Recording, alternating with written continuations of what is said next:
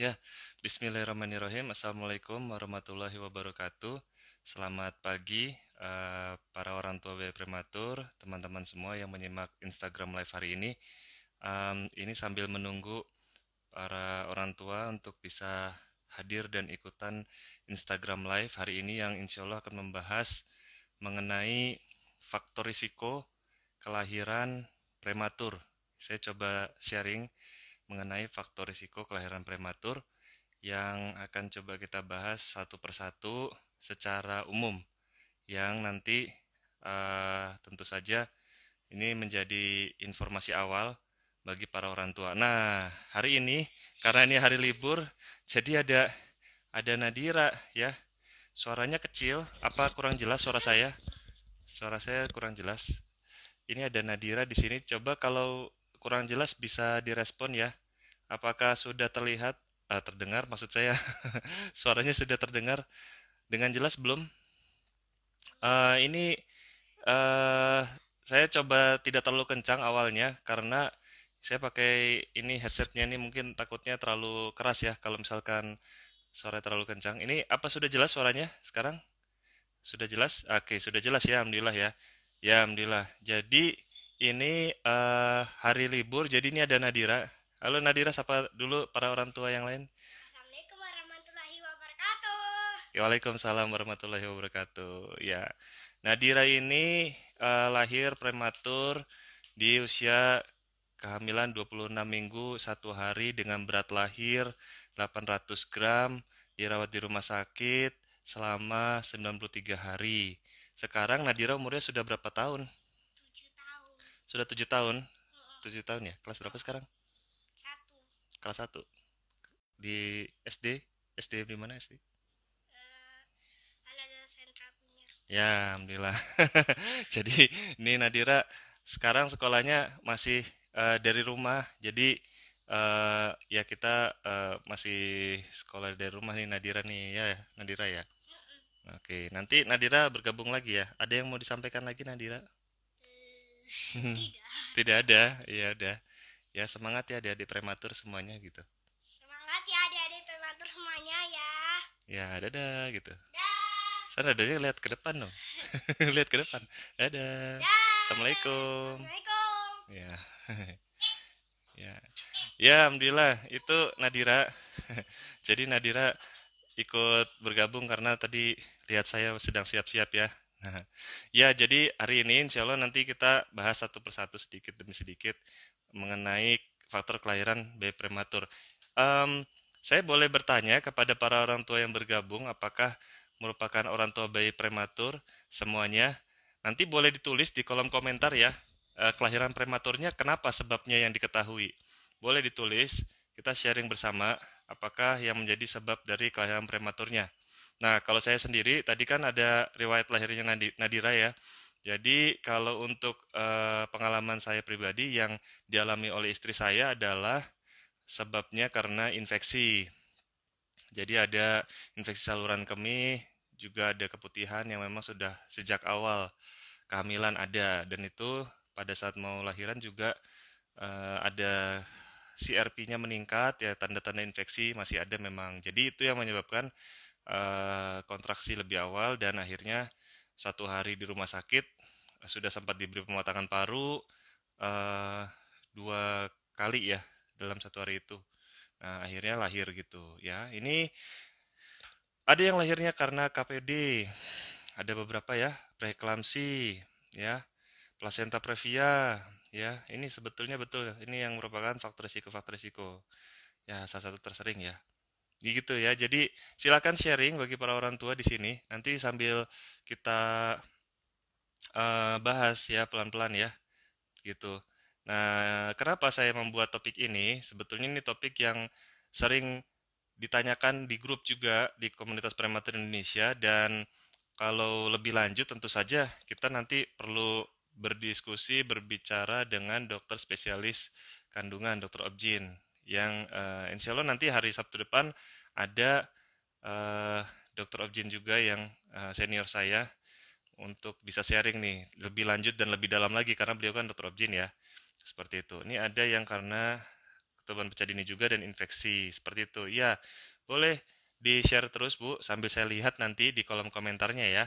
Nah, kita coba bahas satu demi satu. Ini pernah juga memang saya membahas tentang hal ini. Yang pertama bahwa faktor risiko itu bisa disebabkan oleh banyak hal ya. Jadi bisa jadi ada satu faktor atau lebih dari satu faktor atau juga bisa ada sebab yang tidak diketahui gitu. Itu jadi kita harus tahu. Jadi bisa jadi bukan hanya satu ya, ada beberapa atau bahkan kita tidak tahu sebabnya ya. Saya sambil baca-baca juga komentar di sini. Ini ada yang kehamilannya kembar ya. Kemudian ya KBD lagi. Terus ada yang disarankan tidak boleh kecapean, ya kan? Ketubannya tinggal sedikit, kemungkinan KPD ya. Ya, ya. Jadi ini beberapa yang di-sharing. Silahkan melanjutkan di-sharing. Nanti kita coba bahas nih. Selamat pagi Ibu Dani dari Parenting is Easy. Ini insya Allah nanti yang eh, hari Sabtu nanti ya, pekan depan kita akan sharing lebih mendalam lagi nih dengan Dr. Dido, spesialis obsgyn ya. Ibu Mima, apa kabar Ibu Mima? Ya, kita santai nih Bu, hari Minggu. Ya, insya Allah kita coba bahas sedikit-sedikit ya untuk sebab-sebabnya. Nah, jadi kalau kita tadi sudah tahu bahwa ada satu faktor atau lebih atau mungkin ada lebih dari satu faktor dan tidak ada juga yang tidak bisa diketahui faktor risikonya, juga kita harus mengetahui apa faktor risiko yang tidak bisa dirubah ya. Faktor risiko tuh ada yang tidak bisa dirubah. Kan kita pingin mencegah ya. Tapi juga ada yang tidak bisa dicegah karena memang sudah terjadi ya, riwayat misalnya riwayat lahir prematur sebelumnya. Nah, ini ada sebuah faktor risiko. Kalau punya riwayat itu adalah satu faktor risiko, tetapi itu faktor risiko yang kecil ya. Jadi kalau ada yang bertanya apakah saya bisa berulang, karena riwayat sebelumnya, kalau atas riwayat sebelumnya itu kemungkinannya tidak besar. Tetapi lihat sebabnya, misalkan tadi KPD gitu ya. Nah, KPD-nya itu yang dilihat persentase berulangnya bagaimana. Misalkan karena preeklamsia, itu persentase berulangnya bagaimana. Seperti itu. Jadi akhirnya kembali ke masing-masing faktor risiko tadi. Tapi kalau karena riwayatnya tersendiri, terlepas dari apapun itu sebetulnya risikonya tidak secara umum tidak besar ya.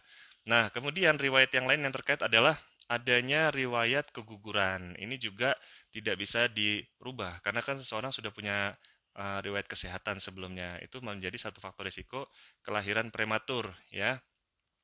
Yang selanjutnya adalah yang tidak bisa dirubah adalah riwayat dalam keluarga. Ya bisa jadi ibunya dulu ketika melahirkan saudaranya atau dia sendiri yang juga prematur juga atau mungkin dari neneknya seperti itu kan. Nah, seperti itu. Nah, ini Bu Mima juga bercerita karena hamil kembar triplet. Ini nanti kita bisa bahas bahwa kehamilan kembar juga menjadi faktor risiko kelahiran prematur ya. Nah, yang tersering tadi sudah dia menyebutkan ada beberapa ya bahwa ada preeklamsia ya, ada KPD, ada infeksi, juga mungkin ada masalah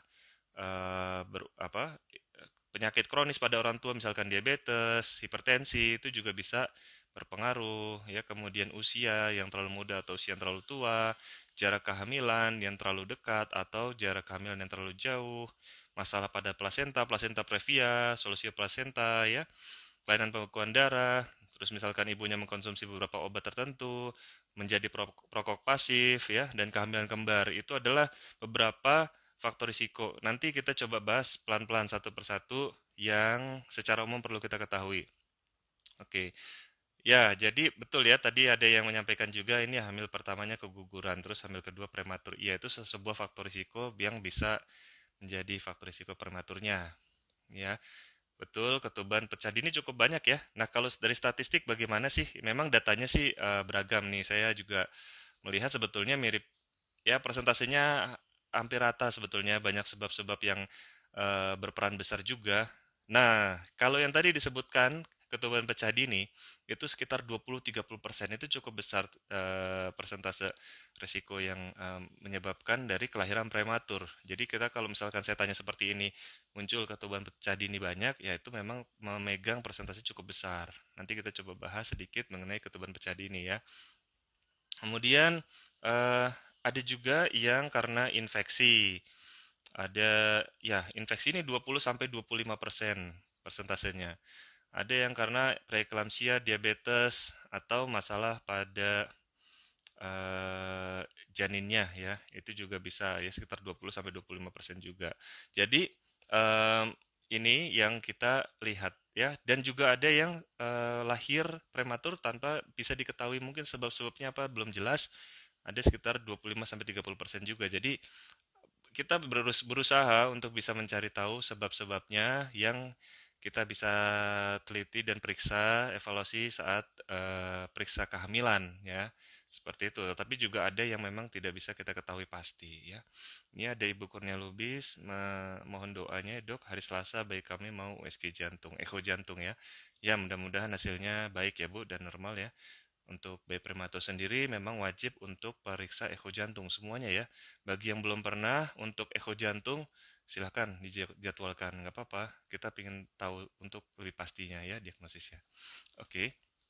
Ya jadi, nah kalau saya yang beberapa nasihat yang mudah yang udah pasti kita bisa lakukan berusaha untuk menjaga jarak kehamilan. Ya, jarak kehamilan tuh penting untuk dijaga karena jarak kehamilan terlalu dekat tuh bisa menjadi salah satu faktor risiko ya. Nah, ini ada yang berkomentar tapi tensi tinggi pas USG akhir, bagaimana cara biar tensi normal. Jadi hipertensi yang terjadi pada kehamilan ya itu seringkali terjadi di trimester ketiga ya juga kita perlu pantau sejak awal. Jadi terutama kontrol kehamilannya ya. Jadi supaya kita bisa mengetahui kalau sudah mulai ada hipertensi nanti diberikan penanganan obat, diberikan obat oleh dokter seperti itu dan juga menghindari makanan-makanan yang tinggi kadar garamnya, ya yang asin dihindari. Itu yang bisa diusahakan. Tapi di luar daripada itu, nanti juga ada kaitannya. Ini kan bisa berkaitan misalkan dengan kondisi preeklamsia ya. Yang preeklamsia sendiri nanti memang kita perlu lihat banyak faktor yang ada yang bisa kita pengaruhi dari pola hidup yang sehat, dari makanan juga, tapi juga ada yang sifatnya dari masalah di plasentanya tersendiri itu, gitu ya. Jadi ya kita berusaha untuk kontrol rutin ya Bu, gitu. Nah jadi jarak kehamilan ini bisa menyebabkan kelahiran prematur, bayi berat lahir rendah, dan juga lebih kecil daripada usia gestasinya. Jadi pertumbuhan janin terhambat. Pertumbuhan janin terhambat ini juga berpengaruh besar kepada kesehatan bayinya.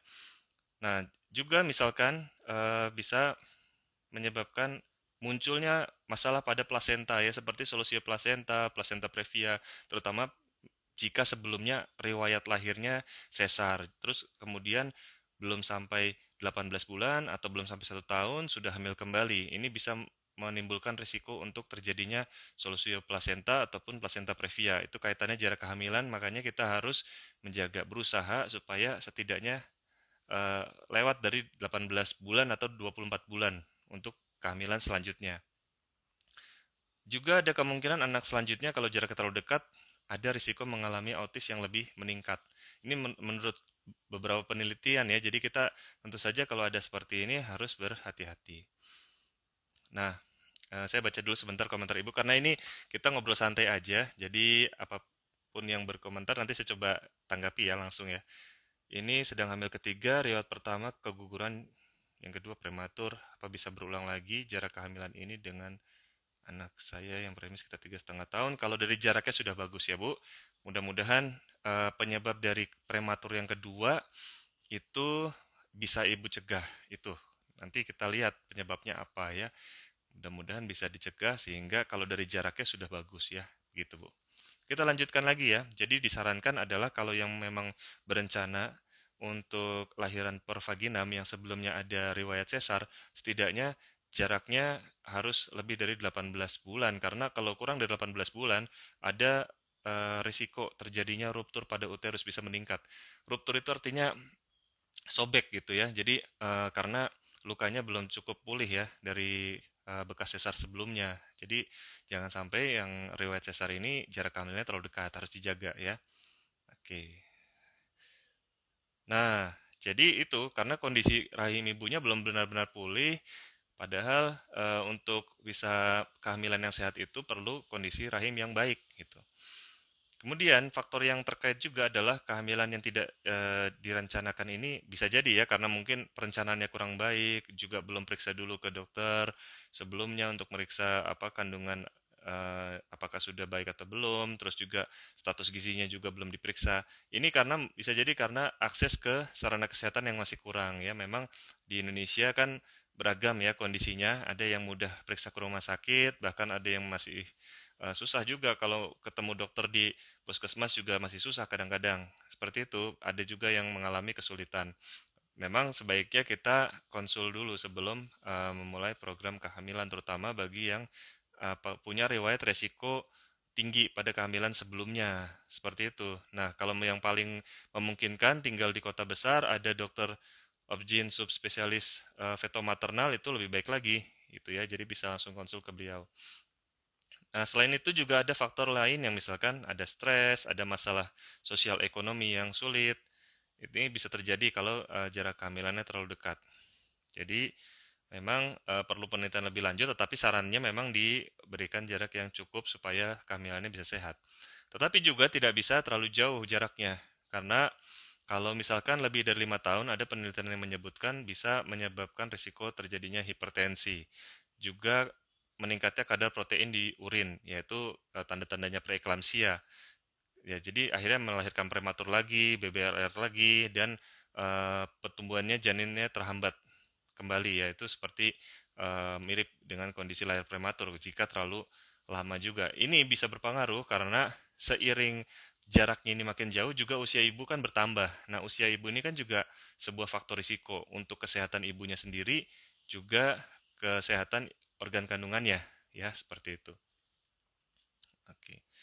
Memang itu adalah satu pilihan di keluarga ya, karena kita tidak bisa melihat saran ini diterapkan ke semua keluarga. Ada beberapa pertimbangan pada keluarga, misalnya kesehatan pasangannya, usianya, kesuburannya ya, mungkin masih ingin punya anak lagi, tapi usianya sudah mulai beranjak ya kan.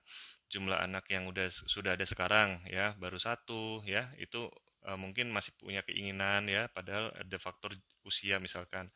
Kemudian berapa anak yang diinginkan, akses ke sarana kesehatan dan faktor sosial ekonomi. Jadi memang ini spesifik ke masing-masing keluarga. Jadi kita lihat tentu saja dengan memahami faktor risiko tadi sebisa mungkin kita ambil pilihan yang paling baik untuk kesehatan ibu dan anaknya ya. Oke. Ya ini Bu, kalau ada pertanyaan yang di luar dari tema hari ini nanti saya coba jawab setelahnya ya. Mengenai bayi kuning yang belum hilang setelah disinar. Kalau saran saya sih ini bawa lagi Bu ke rumah sakit ya, supaya dinilai, diperiksa dulu bilirubinnya berapa. Jadi bayi kuning itu harus ditangani karena jika tidak bisa ada dampaknya kepada organ otak juga. Jika kuningnya terlalu tinggi dan belum ditangani dengan baik. Jadi harus kembali lagi. Begitu ya Bu ya. Jangan dibiarkan di rumah saja. Ya, oke. Yang selanjutnya ada yang menyampaikan hamil secara IVF, tapi anak saya lahir prematur karena plasenta previa total. Kalau ini saya kurang paham ya Bu ya mengenai IVF, tapi yang setahu saya IVF ini kaitannya dengan kehamilan kembar biasanya. Jadi kalau ada kehamilan kembar ya kehamilan kembarnya itu juga yang menyebabkan bisa lahir prematur. Seperti itu Bu. Ya gitu, gitu ya Bu ya. Sementara nanti insya Allah kan akan ada sesi bersama Dokter Dido.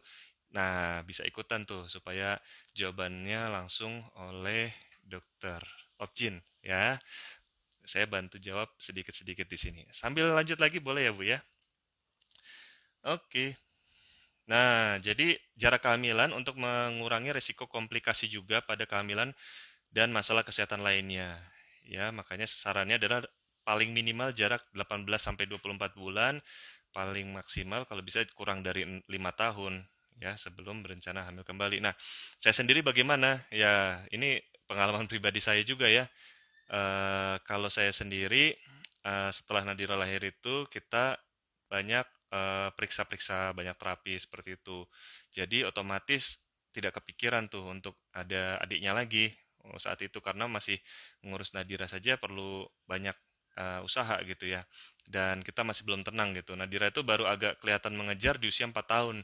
Jadi setelah usia 4 tahun itu baru saya agak kepikiran ini udah mulai mengejar gitu. Nah, setelah itu pas di 5 tahun, saya sebenarnya udah tahu ini harus 5 tahun kan, jangan lebih dari 5 tahun. Nah, tapi saya ada kursus waktu itu. Istri saya juga harus ikutan kursus karena kita dokter yang perlu ikut kursus ACLS. Itu ada tindakan yang untuk itu loh, Bu. RJP itu. Jadi harus latihan seperti itu. Kan kalau dalam kondisi hamil kan berbahaya ya. Jadi akhirnya ditunda dulu tuh sampai kursusnya selesai. Nah, setelah itu kita baru promil. Jadi itulah ceritanya ya. Kenapa jaraknya Nadira sama adiknya itu 6 tahun. Ya, 6 tahun jaraknya. Nah, jadi adiknya persis lahirnya 6 tahun setelah Nadira, beda 6 hari. Ya, 6 tahun 6 hari bedanya. Ya, begitu jaraknya Nadira dengan adiknya ya. Kira-kira itu sharing singkat ya, Bu. Oke, lanjutin lagi ya, Bu ya. Nah, kemudian tadi ada yang Ibu Mima ya, Ibu Mima tadi kehamilan kembar ya. Nah, ini kan ya, Ibu Mima sendiri juga selain admin di grup komunitas prematur Indonesia juga bergabung di grup khusus bayi kembar ya. Nah, jadi di sana juga banyak juga kasus bayi kembar yang lahirnya prematur. Ada nggak sih kaitannya kelahiran kembar dengan prematur? Kadang kalau kita lihat ada berita bayi lahir kembar 3, kembar 4, kembar 5, senang kita ngelihatnya ya. Tetapi kalau saya langsung berpikir ada rasa khawatir ya karena kemungkinannya ini lahir prematur dan berat badan lahirnya kecil ya. Jadi kan masalah kesehatan juga jadinya ya sama seperti bayi prematur pada umumnya. Memang ada risikonya itu karena yang lahir prematur dari kembar dua, ini paling sering kan kembar dua, itu 60%. Jadi kalau kita dengar seorang ibu hamilnya kembar, itu 60% kemungkinannya dia bisa lahir prematur kurang dari usia kehamilan dari 37 minggu. Ya bisa 36 minggu, sudah hampir cukup bulan ya, tapi itu sudah masuk kategori prematur. Jadi termasuk yang perlu juga melakukan screening wajib ya, pertumbuhan dan perkembangannya dinilai dengan usia koreksinya, seperti itu kan. Kaitannya seperti itu. Jadinya resikonya meningkat dengan kehamilan kembar. Kalau misalkan kembarnya 3 itu 90% kemungkinan lahir prematur. Dan kalau lebih dari itu pasti lahir prematur, misalnya kembar 4, kembar 5. Jarang kan? Maksudnya, coba bayangkan saja kalau kembar 4, tiga-tiganya beratnya 2 kiloan lebih, itu bagaimana ya? Kemungkinan dia akan lahir prematur dengan beratnya juga, berat badan lahirnya jadi kecil juga. Nah, inilah yang eh, perlu diperhatikan bagi para orang tua untuk melihat apa saja sih yang berkaitan. Jadi kalau kita mendengar kehamilan kembar itu tidak selalu ada sisi yang menyenangkannya tapi juga sebaliknya juga ada sisi yang mengkhawatirkan sebetulnya di baliknya. Kalau saya melihatnya dari sisi komunitas prematur Indonesia karena saya nggak kepingin ya kita melihat lagi kelahiran prematur kan kita pinginnya sih yang lahir cukup bulan seperti itu kan. Oke sebentar ya dia menelpon tapi saya decline saja. Oke. Oke, selanjutnya adalah juga bisa berkaitan dengan BBLR ya. 50% dari bayi kembar, utamanya jika semakin banyak kembarnya, dia bisa lahirnya dengan berat badan lahir yang rendah, di bawah 2.500 gram. Ini akibat dari prematurnya atau pertumbuhan janin yang terganggu karena ada dua bayi kembar biasanya saling berpengaruh. Ini sering ditemui, salah satunya mungkin menjadi BBLR karena beratnya lebih kecil. Jadi, ini adalah kelompok yang rawan, terutama jika lahirnya di usia kehamilan di bawah 32 minggu atau dengan berat lahir kurang dari 1.500 gram. Bisa mengalami masalah kesehatan di masa awal kehidupan pada saat masih bayi, dirawat di NICU, ataupun 1 tahun pertama itu berisiko untuk masalah kesehatannya. Juga setelahnya bisa menjadi disabilitas seumur hidup. Kemampuan intelektual yang rendah, cerebral palsy, masalah penglihatan, dan masalah pendengaran ini juga berkaitan dengan usia kehamilannya ya. Jadi karena lahirnya kecil, akhirnya berisiko mengalami masalah-masalah tersebut yang tidak lepas dari resikonya bayi prematur juga, gitu ya. Ya kemungkinan besar memang pada bayi prematur ini yang kembar itu kemungkinan bayi kembar bertahan semakin banyak semakin kecil terutama jika lebih dari kembar lima ya. Kita pernah lihat di Indonesia ada beberapa kasus kelahiran kembar lima yang bisa bertahan ya, alhamdulillah ya. Nah, tapi kalau yang lebih dari kembar lima itu lebih kecil lagi kemungkinannya gitu. Nah, kemudian tadi ada yang menyebutkan placenta previa totalis ya Bu ya. Kalau tidak salah ada yang sharing seperti itu ya Bu ya. Bagi yang baru bergabung silahkan bisa menuliskan apa yang menjadi faktor risiko kelahiran prematurnya yang kira-kira waktu itu diketahui. Oh, saya lahir prematur karena ini gitu ya. Boleh dituliskan Bu, kita pingin lihat juga dan pingin tahu juga ya. Tadi di awal, para peserta yang di awal sudah menuliskan. Silakan ibu-ibu yang baru bergabung dituliskan. Oke, plasenta previa terjadi di sekitar 1 dari 200 ibu hamil pada trimester ketiga, ya. Jadi paling sering ditemui plasenta previa itu jika ini bukan kehamilan yang pertama, bisa jadi kehamilan yang kedua, walaupun juga bisa di kehamilan pertama juga bisa ya. Tetapi lebih meningkat di kehamilan yang selanjutnya. Kemudian ada riwayat operasi sesar, seperti tadi saya sampaikan ya. Makanya harus diberikan jarak kehamilan yang cukup. Ada riwayat operasi juga pada rahim dan ya misalkan terjadi kehamilan kembar. Jadi dia membuat adanya plasenta previa. Itu mengenai plasenta previa. Saya bahas sedikit saja, nanti lebih detail mungkin ada yang tipe-tipenya ya. Ada yang tipenya totalis, ada yang di tepi marginnya seperti itu. Itu nanti kita bisa bahas lebih lanjut dengan dokter spesialis obgyn. Nanti hari Sabtu ada dokter Dido ya. Kemudian untuk masalah ketuban pecah dini ya. Tadi ada beberapa yang mengalami masalah ketuban pecah dini. Silakan ibu-ibu yang baru bergabung menuliskan apa yang menjadikan sebab kelahiran prematurnya yang dialami. Boleh sharing ditulis di kolom komentar ya. Jadi beberapa masalah ketuban pecah dini dikaitkan dengan adanya infeksi ya, infeksi atau mungkin yang seperti infeksi menular seksual seperti klamidia atau gonore ya. Tapi ini memang harus diteliti lebih lanjut ya. Contohnya misalnya bagaimana kesehatan suaminya juga. Jadi memang infeksi ini bisa didapat dari suami yang memang harus memperhatikan kebersihannya juga. Seperti itu ya. Kemudian ada riwayat prematur sebelumnya ya. Jadi itu juga menjadi faktor risiko terjadinya ketuban pecah dini kalau ada riwayat prematur sebelumnya. Sedangkan ketuban pecah dini juga menjadi riwayat terhadap risiko terhadap kelahiran prematur. Jadi saling berkaitan. Adanya pendarahan dan mungkin ini yang dipaparkan yang saya dapat infonya berkaitan juga dengan paparan asap rokok. Jadi menjadi perokok pasif. Ya, menjadi perokok pasif itu juga bisa menyebabkan seperti ketuban pecah dini. Ya. Dan juga kondisi-kondisi yang memang jarang diperiksakan kehamilan. Kontrol kehamilannya tidak rutin karena akses kesehatannya kurang baik. Itu bisa terjadi ketuban pecah dini. Ya. Nah, kalau preeklamsia, ya, tadi kan saya sampaikan bahwa ada masalah pada plasentanya karena adanya aliran darah yang kurang lancar kepada organ rahim. Ya, ini ada masalah pada plasenta dan pembuluh darah di dalamnya. Kalau bahasa kedokteran tuh disebutnya endothelial dysfunction ya. Tapi kalau yang sebagai pasien nanti yang perlu dilakukan adalah kontrol kehamilan yang rutin. Nah, kita bisa memantau tekanan darahnya, kita bisa memantau gejala-gejala yang dialami, misalkan ada bengkak ya seperti itu ya. Terus kemudian kita bisa periksa tes urinnya, apakah ada proteinnya, itu juga tanda-tanda yang kita bisa kenali lebih awal, sehingga kita bisa mengetahui ada mengarah kepada preeklamsia tidak. Kemudian juga ada konsumsi tadi ya, ke garam atau asin yang terlalu berlebihan dihindari. Ya, kita makanan yang bergizi tetap, cuma garam atau asin ini yang kita kurangi ya. Juga bisa berpengaruh memang kalau preeklamsia ini ada faktor genetik tertentu ya. Ini memang agak rumit dan tetapi kalau yang kita fokuskan adalah apa yang bisa kita lakukan untuk merubah yang kita bisa rubah ya. Oke. Eh, Kalau ini ada yang bertanya, kalau posisi sungsang bayi mempengaruhi KPD juga, Dok ya. Kalau yang saya ketahui ini tidak mempengaruhi ya, Bu. Mungkin ada pendapat atau penelitian lain yang menyampaikan berpengaruh ya, tapi kalau yang saya dapatkan informasinya tidak mempengaruhi kepada KPD. Dok, berapa kali selama kehamilan diperlukannya USG? Ya, jadi USG ini, Bu, yang paling penting adalah seorang ibu hamil memeriksakan dulu pada saat dia mau memulai program hamil, ya kan? Itu nomor satu, karena banyak kondisi yang bisa dinilai dari sebelum kehamilan.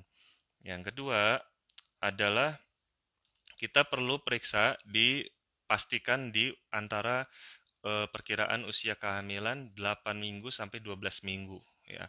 8 minggu sampai 12 minggu itu tujuannya adalah untuk melihat usia kehamilan ya. Juga bisa melihat kondisi jantung bayi. Sudah ada detak jantungnya, berarti ada ini janinnya, ya. Kemudian dengan detak jantung itu kita bisa menilai bayinya kembar atau tidak, ya kan? Kehamilan ganda atau tidak. Dan juga di usia 8 sampai 12 minggu ini bisa dinilai perkembangan embrionya yang masih awal. Ya, ada kelainan tidak ya dari susunan yang paling awal itu kan masih awal sekali di usia 8 sampai 12 minggu. Jadi itu yang pertama di trimester satu.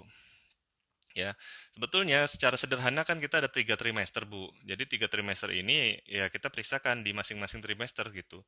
3 kali itu minimal, kecuali ada indikasi medis yang lain ya. Kalau misalkan ada suatu kondisi lain yang ditemukan, dia bisa di USG lebih sering, tetapi dianjurkannya 3 kali selama masa kehamilan di trimester satu di antara 8 sampai 12 minggu usia kehamilan, trimester 2 di antara 18 minggu sampai 22 minggu itu untuk memastikan lagi apakah kehamilannya tunggal atau ganda atau kembar ya. Terus kemudian memastikan viabilitas janin ya, apakah janinnya bertumbuh dengan baik, pertumbuhannya bagaimana biometrinya ya, bisa bertahan di dalam kandungan atau tidak. Ada tidak kelainan janin yang terjadi. Kemudian cairan ketubannya juga sudah bisa dinilai di usia trimester kedua ini antara 18 minggu sampai 22 minggu. Dan struktur dan letak plasentanya sudah bisa dinilai ya, apakah baik atau ada mengarah tadi ya ke bawah yang mengarah ke plasenta previa misalnya ya. Itu dinilai di usia trimester 2. Jadi trimester 2 ini kalau tujuannya sendiri itu bukan untuk menilai usia kehamilan lagi ya. Jadi kita pegang usia kehamilan dari USG, hasil USG trimester pertama ya. Lanjut dari situ dipegang terus tuh, jangan berubah-berubah. Karena setelahnya itu kita bukan mau menilai untuk usia kehamilan lagi ya. Hanya dicocokkan saja mungkin sesuai enggak. Kalau dia janinnya lebih besar pasti nanti akan terlihat seperti usia kehamilannya lebih sudah lebih matang ya. Atau sebaliknya kalau misalnya janin lebih kecil akan terlihat seperti usia kehamilannya masih kecil. Nah, jadi usia kehamilan yang dinilai dari USG trimester pertama. Nah, kemudian trimester ketiga di antara 28 minggu sampai 32 minggu. Yang berbeda dari di trimester 2 adalah dia bisa menentukan posisi janinnya ya, apakah sudah dalam posisinya atau ada sungsang masih sungsang seperti itu ya atau melintang ya. Kemudian juga pertumbuhannya dan kelainan janin yang terjadi pada akhir kehamilan, late onset ya. Tapi kebanyakan beberapa kehamilan kelainan janin itu bisa dinilai sejak awal ya. Tapi juga ada yang bisa dinilai di trimester 2 dan trimester 3 ini. Juga menilai cairan ketuban, apakah cukup, kurang atau berlebihan. Dan juga kembali menilai struktur dan letak plasentanya. Ini merupakan panduan ya yang saya baca dari panduan USG dari Persatuan Dokter Obgyn Indonesia gitu ya. Seperti itu. Oke, saya baca kembali Ibu Suryaningsih yang menuliskan komentar. Kalau HB-nya rendah ketika bagaimana itu? Apakah berpengaruh dengan kehamilan? Iya, jadi Ibu, ini maksudnya hemoglobin ya Bu ya, kadar hemoglobin dalam darah rendah. Tentu saja ini harus diperbaiki. Jadi nanti dokter akan menyarankan pemberian suplementasi besi juga ya untuk mengejar target HB-nya harus normal, ibunya juga harus makan daging merah, ya kan, supaya ada sumber zat besi alami yang dari makanan-makanan itu. Jadi jangan kurang makan, Bu, ya. Harus makan yang bergizi. Nanti disarankan tuh sama dokternya apa saja yang harus dimakan, ya. Gitu, ya. Oke, saya lanjut lagi. Tadi sebetulnya udah mau selesai saya. Ya, sebetulnya sudah selesai ya. Mungkin itu ya yang saya mau sampaikan. Saya eh, mau mengajak bergabung Ibu Dani tadi ya. Ibu Dani di mana Ibu Dani ya? Hmm, kalau ada yang mau bertanya silahkan, boleh. Jadi kalau mau bertanya silahkan dimasukkan di kolom komentar atau menuliskan apa yang menjadi sebab prematurnya. Halo, Assalamualaikum Ibu Dani. Waalaikumsalam. Waalaikumsalam. Aduh, Ya, apa terima kabar Bu kasih. Dani hari ini? Baik-baik, alhamdulillah. Alhamdulillah. Ya, tadi saya sharing singkat aja Bu Dani. Mungkin nanti materi yang lebih lengkap lagi ada dengan Dokter Dido ya di hari Sabtu Oh ya. iya, Mungkin Bu Dani mau iya, iya menyampaikan benar. ini informasi ini. Oh iya, aku tadi sempat baca dari ibu-ibu yang udah mengikuti live-nya Dokter Agung. kebetulan kami dari parentingiseasy.id dengan Dr. Agung dan Dr. Dido akan ada acara, bisa dicek ke Instagramnya parentingiseasy.id. Nanti di situ ada keterangannya, bisa langsung daftar juga, bisa klik di profile. Kita tuh mau ngobrolin soal kehamilan prematur. Benar tadi katanya Dr. Agung, kadang-kadang ibu hamil kita saat melakukan USG pertama itu, Dok, tanggal Ya, menstruasi terakhir biasanya udah lupa catat tuh. iya, Jadi kadang-kadang kita juga pas lahiran tuh asal lahiran sehat selamat udah alhamdulillah gitu ya. Padahal iya, sebenarnya ada pengetahuan lain yang perlu dibekali oleh ibu-ibu hamil tentang usia kandungannya itu sendiri. Jadi ketika bayinya lahir sudah cukup bulan atau belum gitu. Terus apa aja sih yang menyebabkan kelahiran prematur? Nanti ada iya. Dokter Dido ya, Dok, yang bantu ya. Kalau dari Dokter Dido sendiri Betul. Mm. biasanya menepis mitos-mitos nih, Dok.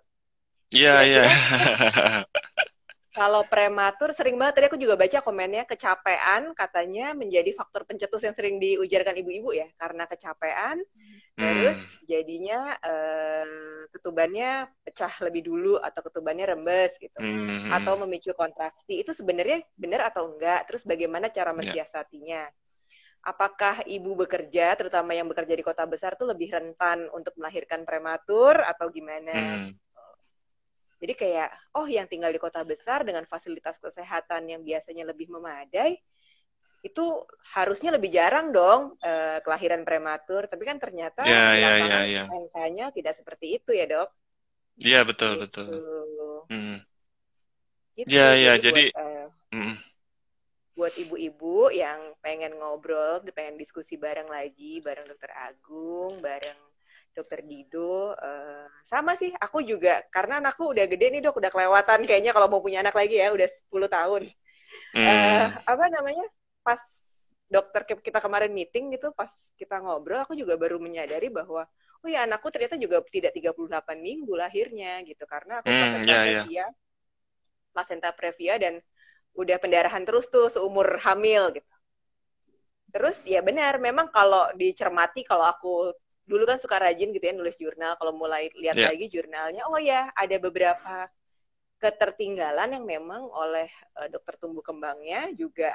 Waktu itu anakku yang saat usia 2 tahun tuh, Dok, baru kelihatan, oh ternyata banyak yang mesti dikejar ya, kok anak-anak lain yang seusianya nggak kayak gini gitu. Baru Ya, disadari betul. setelah anakku 2 tahun Iya, iya. gitu. Iya, iya, Iya. betul. Jadi, iya kita memang satu dasar-dasarnya ya, seperti tadi lahirnya prematur tidak gitu kan, terus kemudian pemantauan tumbuh kembangnya bagaimana gitu kan. Ya tadi kalau yang kita ngebahas, ya memang kan sebab-sebab ini banyak dan bisa mendalam sih sebenarnya. Makanya saya coba sharing singkat aja dulu. Nanti kita kesempatannya bisa lebih bagus lagi. Karena saran saya memang bagi para ibu-ibu, terutama kita kan sekarang ada handphone nih ya kan. Mungkin di wilayahnya yang di daerah tidak ada dokter obsgin yang fetomaternal. Karena kami di komunitas seringkali menyarankan kalau misalkan orang tua bayi prematur mau program hamil kembali, konsul dulu nih ke konsulen fetomaternal kan seperti itu. Nah kebetulan Dokter Dido ini kan sudah dokter obgyn yang menjadi staf di bagian fetomaternal gitu. Oke, Sebentar lagi ya, insya Allah ya. beliau menjadi subspesialis. Mudah-mudahan bisa menjawab nih karena memang masih jarang satu. Yang kedua yang punya apa fokus untuk penanganan pencegahan ini juga mungkin belum terlalu banyak ya. Artinya kita mau yang memang mengerti apa sih yang terjadi pada ibu itu ketika mengalami faktor risiko itu, apakah itu yang benar-benar berpengaruh kepada kehamilan dan kelahiran prematurnya kan gitu ya Bu ya. Ya, Gitu. ya, Jadi benar. ya mudah-mudahan nanti bisa bergabung dan ini alhamdulillah difasilitasi nih oleh Parenting is Easy. Kalau misalkan nanti mau join gimana caranya Bu Dani? Kalau mau join, langsung klik aja di profile kami @parentingiseasy.id. Nanti di profilnya sudah ada link untuk pendaftaran. Lalu kita juga mau kasih tahu, Dok, kalau Ya, betul. misalnya ada orang tua di sini atau misalnya di komunitasnya di sekitarnya tuh ada klinik-klinik atau puskesmas yang kekurangan tenaga medis terutama untuk menangani ibu hamil dan lahiran prematur, dokter anak untuk anak-anak prematur itu kita bisa menyediakan, kita punya juga kelas untuk diikuti mereka secara gratis, jadi tidak perlu bayar. Yang perlu Hmm. mereka lakukan hanya tinggal DM aja ke kami di parentingiseasy.id, kasih tahu aja nama, lokasi kliniknya, nanti kita akan berikan akses cuma-cuma mereka untuk ikut, Hmm. biar kita Ya. sama-sama edukasinya bareng gitu. Alhamdulillah. Kabar baik banget ya dari Parenting Isisi Ya, ya. Jadi ya, ya. bagian mengedukasi dan lebih banyak lah yang bisa bermanfaat ya buat teman-teman tenaga kesehatan juga, para orang tua juga ya di Iya, daerahnya. betul Boleh dok. nih Soalnya kalau kan kalau mau bergabung. katanya pandemi banyak kehamilan yang tidak direncanakan. Kami dari parenting itu deg-degan dok. Kalau kehamilan tidak direncanakan tuh gimana kira-kira? Iya, iya, iya, betul. Pemantauan saat hamil nanti terus juga setelah lahirnya gimana kan? Iya, Gitu. betul, betul, Kalau betul. kalau ini tema yang diangkat parenting isi apa saja nih? Selain nanti ada Sabtu, ada saya dan Dokter Dido, ada lagi tema-tema lain. Hari ini kalau tidak Sebenarnya salah ada kita juga ya? hari ini ada kelas Iya. khusus untuk bapak-bapak. Jadi Oke. kita ngobrol. Ya, Dokter Agung boleh kalau mau ikutan. Oh, Bapak-bapak nih saya. paling sering dok. Paling sering Iya, iya, disalahin iya. sama istrinya biasanya Ah, iya, gitu. iya. Padahal Iya.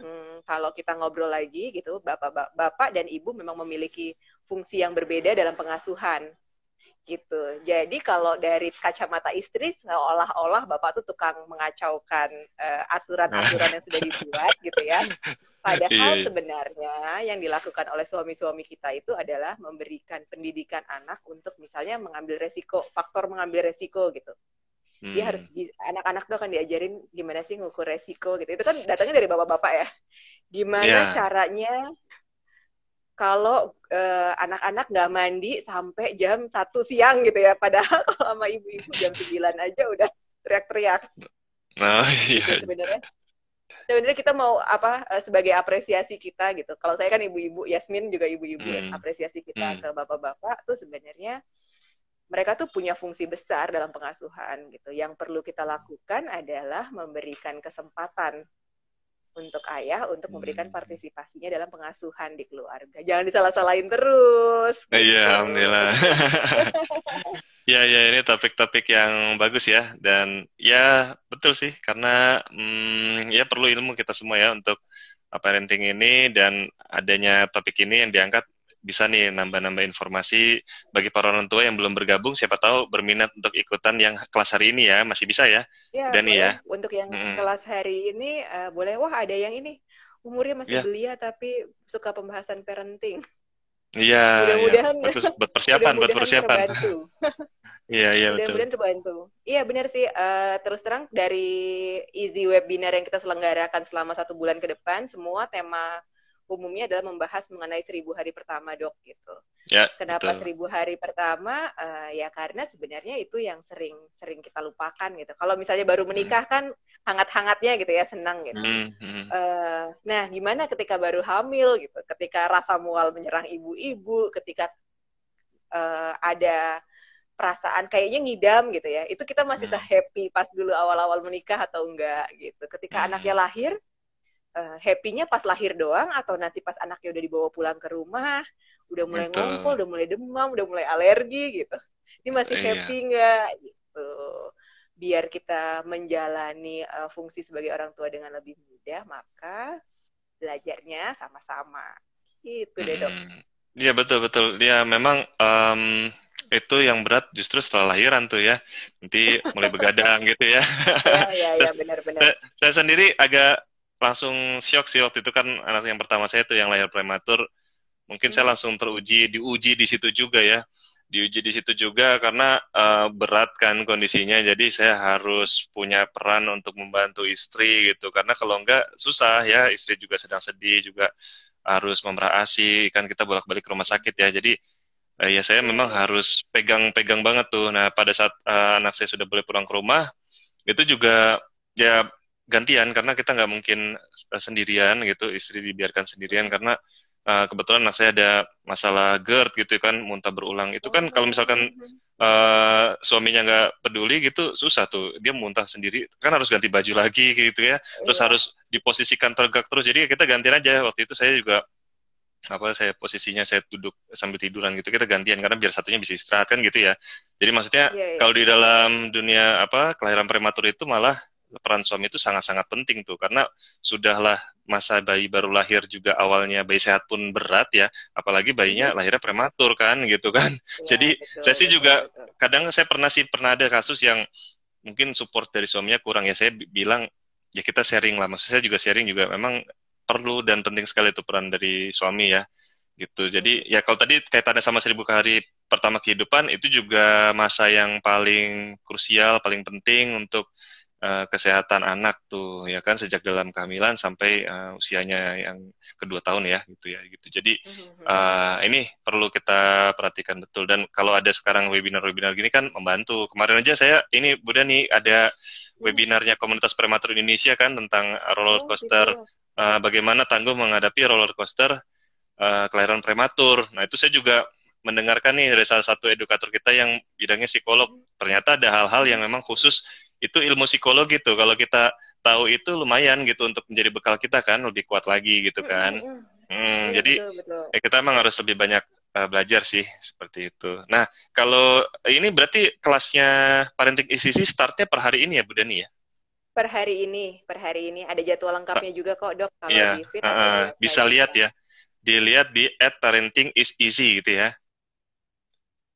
Ya, nanti bisa lihat di Parenting is Easy jadwalnya dari hari ini sampai bulan Juli kira-kira. Ya, udah nih sinyalnya kurang bagus, tapi insya Allah pesannya sudah tersampaikan bagi Halo. teman-teman ya. Ya, Tadi sinyalnya sempat terganggu sedikit. iya. Nanti bisa dilihat di akunnya Parenting is Easy jadwalnya Mhm. dari hari ini sampai bulan Juli nanti ya, Bu Dani ya. Ya, sampai yang closingannya bulan Juli. Yang lagi hamil boleh, yang baru mau melahirkan, yang anaknya lagi mau masuk fase MPASI, semua banyak, kita berusaha memfasilitasi banyak kebutuhan orang tua untuk belajar. Mumpung masih Em, ini ya, PSBB terbatas ya, Dok. Jadi mudah-mudahan ada waktu betul. buat nyimak. Cuman Iya 90 menit betul. kok setiap kelas. Nah, iya, alhamdulillah. Ini sekarang malah dengan adanya seperti ini lebih mudah nih. Kalau dulu kan harus datang seminar ya, Ya, benar, ya benar kan? datang ke seminar macetnya 2 jam nih ya, Dok, kalau di Jakarta. Iya, terus nanti cari parkir, susah segala macam. Kalau sekarang kan lebih mudah ya, jadi mudah-mudahan lah bisa dimanfaatkan dengan baik untuk mencari ilmu nih sambil di masa-masa stay at home di rumah, lebih sering di rumah ya, gitu. Ya, betul. Oke, Terima ya, kasih, Dokter. ya Bu Dani, mudah-mudahan nanti hari ini lancar ya Bu Dani kelasnya ya. Oh ya, terima kasih, terima Ya, kasih. iya. Kami tunggu kalau Terima dari kasih. ini Iya. followernya Dokter Agung yang mau ikutan, boleh langsung ke Instagramnya parentingiseasy.id. Oke, baik. Terima kasih Bu Dani sudah bergabung bersama Terima saya di sini. kasih. Nanti kita Siap, kontak-kontak lagi Bu Dani. Terima kasih. siap. Assalamualaikum. Terima kasih. Waalaikumsalam. Ya, jadi tadi sudah ada ya sharing dari Bu Dani. Ini banyak sekali nih materi-materi menarik yang disampaikan oleh Parenting ICC. Saya juga sharing juga ya dengan apa yang saya bisa sharing, tapi juga banyak materi lain yang ahli-ahlinya juga banyak tuh yang mau berbagi kepada para orang tua seperti itu. Oke, saya lanjut sedikit lagi, mungkin ini waktu sekitar 10 menit ya. 10 menit, Dokter Agung boleh sharing ya, anak saya dari lahir prematur 26 minggu, kebetulan saya lahirnya 26 minggu, berat 800 gram, sekarang usia koreksi 8,5 bulan dan sangat banyak lika-likunya seperti perjalanan yang panjang sekali. Iya, Bu, ya ini sama seperti anak saya berarti ya Bu ya, Ibu Eli, mirip ya Bu. Jadi usia kehamilan 26 minggu ini termasuk prematur ekstrim, berarti juga ekstrim rendah ini ya kan. Nah, tentu saja riwayat kondisi penyerta prematuritasnya bisa banyak ya, lebih lebih lebih banyak dibandingkan yang sudah mendekati cukup bulan yang 30 minggu, 34 atau 35 minggu ya. Ya, Ibu kembali tetap di usia ini masih harus rutin konsul dan kontrol ke dokter nih Bu ya. Jadi yang terkait ya misalkan pemantauan perkembangannya perlu ke dokter spesialis anak yang subspesialis saraf ya. Kita lihat perlu mungkin diarahkan CT scan atau MRI kepala misalnya ya kan. Kemudian ada masalah-masalah terkait lainnya enggak ya, gizinya biasanya ya. Itu sambil mengejar berat badannya biasanya kita perlu ke dokter spesialis anak spesialis nutrisi metabolik ya. Jadi seperti itu dan enggak mungkin hampir tidak terhitung nih, ibu perlu konsul ke beberapa dokter, termasuk kalau misalkan mata nanti di usia 1 tahun kan periksa lagi pemeriksaan mata rutin tahunan, echo jantungnya dilanjutkan lagi kalau memang diperlukan kontrol seperti itu ya Bu ya. Tapi kalau secara umum kan pertumbuhan dan perkembangan. Jadi pertumbuhan itu kan target di kurva pertumbuhannya dan perkembangan adalah milestone-nya dia yang harus tercapai. Yang kalau ada masalah kita evaluasi asesmen dulu dengan dokter spesialis anak yang subsaraf untuk penegakan diagnosis. Kemudian setelah itu bisa direncanakan untuk langkah penanganannya apakah diberikan fisioterapi atau semisalnya ya seperti itu Bu. Ya, betul Bu. Jadi, Ibu Eli bilang bahwa ingin ke dokter gizi berat anak tidak naik dan sekarang mesti pasang NGT. Jadi, salah satu masalah pada bayi prematur ya dan kenaikan berat badan yang belum baik ya pada umumnya itu adalah kita evaluasi mengenai rute pemberiannya Bu ya. Jadi, karena kadang-kadang yang dialami masalah itu misalnya saya ada catatannya sebentar. Oke, tata laksana nutrisi. Yang pertama adalah menentukan indeks antropometri atau status gizinya. Itu kan dari kurva pertumbuhan sesuai usia koreksinya. Itu sudah diplot, ibu punya, ibu pegang, ibu lihat posisinya di persentil berapa sekarang, masih di bawah garis di mana ya. Kenaikan per bulannya dilakukan, diplot terus setiap bulan. Panjang badannya juga, berat badannya juga, dan lingkar kepalanya. Kemudian kedua, menghitung kebutuhan nutrisi. Ini ada di dokter spesialis yang nutrisi metabolik ya. Kemudian yang ketiga menentukan rute pemberian. Jadi kalau dokter sudah menyarankan dengan rute pemberian NGT ini salah satu jalan yang bisa ditempuh, Bu. Ini yang saya sering sampaikan rute pemberian, walaupun ini sudah harus bertemu langsung ya. Saya tidak bisa menyarankan dengan hanya lewat online seperti ini saja, tapi memang itu salah satu jalan yang bisa ditempuh, mudah-mudahan bisa terkejar ya. Yang keempat, menentukan jenis nutrisinya, ini ada target-targetnya. Begitu ya Bu ya. Jadi Ibu kalau diberikan untuk pasang NGT, saya bilang ikuti ya, itu bagus ya. Mudah-mudahan nanti bisa mengejar. Ya optimis ya Bu ya. Saya juga dulu sempat terpikirkan untuk itu, tapi tidak sampai disarankan akhirnya ya. Ya memang ini juga ada masalah ya pada pertumbuhan. Ya tapi ini beberapa langkah yang bisa dilakukan. Ya, Ibu silahkan dilanjutkan dan itu bagus. Kalau menurut saya, kontrol rutin untuk ke dokternya tetap ya Bu ya. Setiap bulan atau setiap 2 bulan untuk pemantauan tuh jangan sampai kenaikannya belum bagus, kita penanganannya belum berubah ya. Harus ada penanganannya ya. Kira-kira seperti itu ya Bu. Sudah bagus Bu dilanjutkan ya. Empati memang akhirnya menjadi dikorbankan sih, seperti dikorbankan mau nggak mau karena kita ingin mengejar target kalori ya Bu ya. Jadi memang dalam hal ini nanti bersamaan juga supaya kemampuan apa oromotornya baik juga konsul ke dokter spesialis rehab medik. Jadi biar dia punya tetap dilatih gitu kemampuan oromotornya ya Bu. Jadi itu satu sisi kita kejar, satu sisi lagi tetap kita stimulasi bersamaan semuanya. Gitu karena ini masa-masa yang penting sama-sama penting semuanya ya. Gizi itu penting sekali Bu. Kalau gizinya kurang perkembangannya terganggu juga dia ya. Jadi kita kejar terus itu udah gigih aja terus disiplin datang lagi periksa lagi gigih terus kembali lagi gitu saya juga sampai 2 tahun itu yang agak-agak berat 3 tahun juga belum selesai masalah 4 tahun agak lumayan lah 5 tahun udah mulai bisa mirip seperti anak cukup bulan tadi kan Nadira ada ya jadi alhamdulillah sih setelah itu udah cuman memang nanti pas usia sekolah masalah belajarnya gitu yang kita perhatikan lagi kira-kira seperti itu Bu lanjutkan ya Bu ya. Oke, mudah-mudahan bisa menjadi membantu dan sarannya bisa apa dilanjutkan gitu. Ya, kira-kira seperti itu. Ada lagi yang ingin menyampaikan. Saya terima kasih kepada para orang tua yang sudah hadir di IG Live hari ini. Ini sudah 5 menit lagi, insya Allah habis. Saya ingin mengingatkan bahwa di hari Sabtu, insya Allah saya ada materi untuk kelahiran prematur di Parenting Isi-Isi bersama Dr. Dido SPOG di Parenting Isi-Isi lewat Zoom. Ya, setelah itu ada juga webinar ya dari komunitas prematur Indonesia. Nanti bisa dilihat di akun Instagram saya atau di Prematur Indonesia untuk jadwalnya ya. Mudah-mudahan bermanfaat ya. Nanti di tengah minggu ini mudah-mudahan saya ada lagi IG live kita bahas apa gitu ya. Ya, dan tanya jawab seperti ini, seperti biasa, mudah-mudahan bisa membantu. Terima kasih atas kehadirannya, mohon maaf kalau saya ada salah dalam menyampaikan, dan juga Mohon maaf, saya belum bisa menjawab semuanya, mungkin karena keterbatasan ilmu saya juga ya. Mudah-mudahan bisa membantu para orang tua. Terima kasih. Ya, selamat siang. Assalamualaikum warahmatullahi wabarakatuh.